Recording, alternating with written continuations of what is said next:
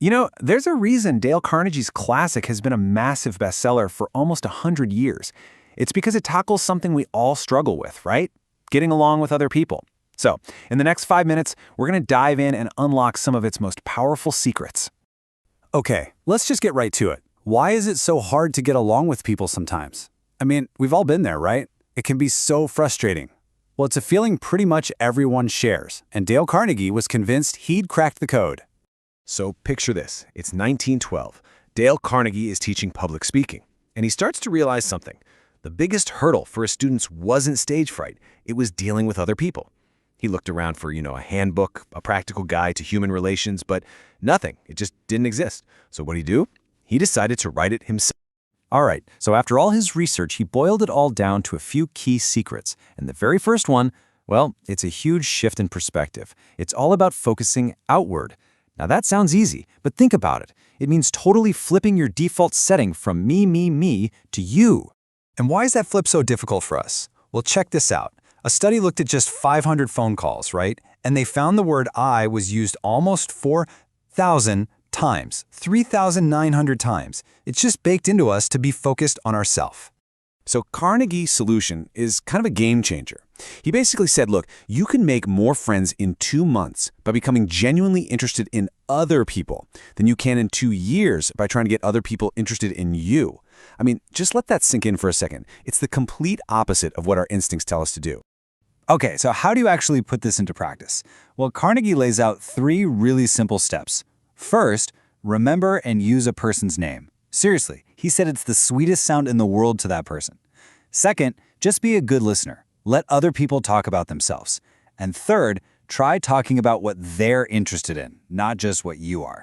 And don't underestimate how powerful this is. There's this great story in the book about a cafeteria worker named Eunice who was, let's just say, not the smiliest person.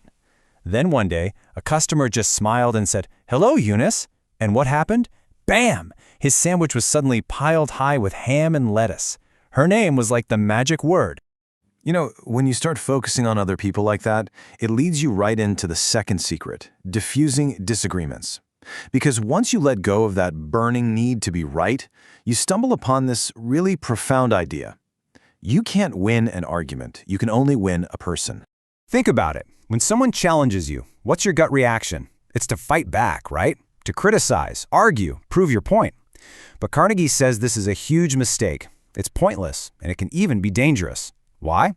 Because the second you do that, the other person just shuts down and gets defensive. Sure, maybe you win the argument, but you've also created resentment. You haven't actually changed their mind at all. And who was the absolute master of this idea? You might be surprised. It was Abraham Lincoln.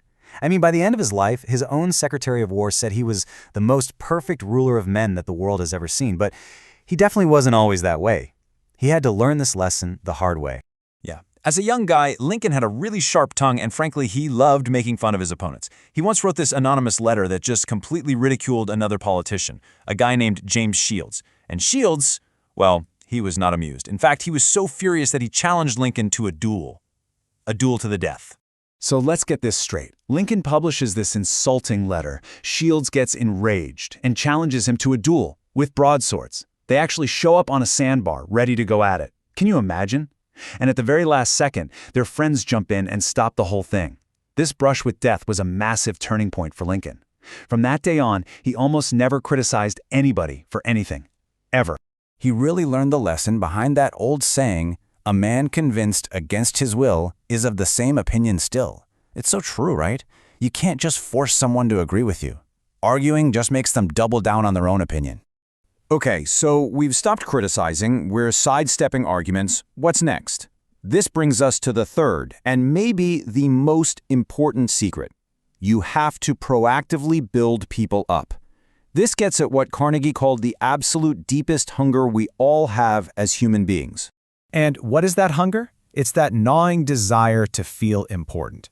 It's a fundamental part of being human. We all have this deep-seated need to feel like we matter, like our lives mean something. Now, this desire to feel important can take people in wildly different directions. Think about John D. Rockefeller. He got that feeling by funding a huge hospital to help millions of people. Then you have someone like John Dillinger, the bank robber. He got that same feeling by being proud of being public enemy number one. It's fascinating, right?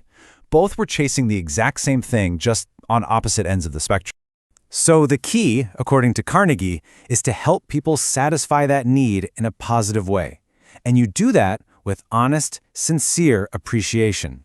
And listen, this is not about cheap flattery. Anyone can see through that. This is about being specific, being genuine, and really seeing and acknowledging the value in someone else. And the effect this can have?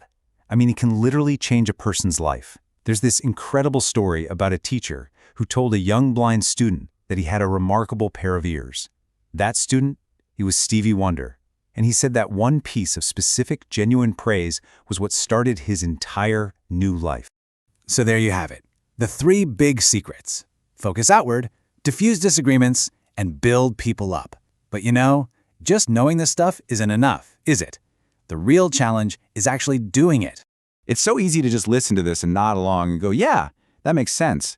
But are you actually ready to put it to the test in your own life? Okay, so here's a simple challenge for you. Just for one day, find one person, anyone, and give them one piece of sincere, specific appreciation.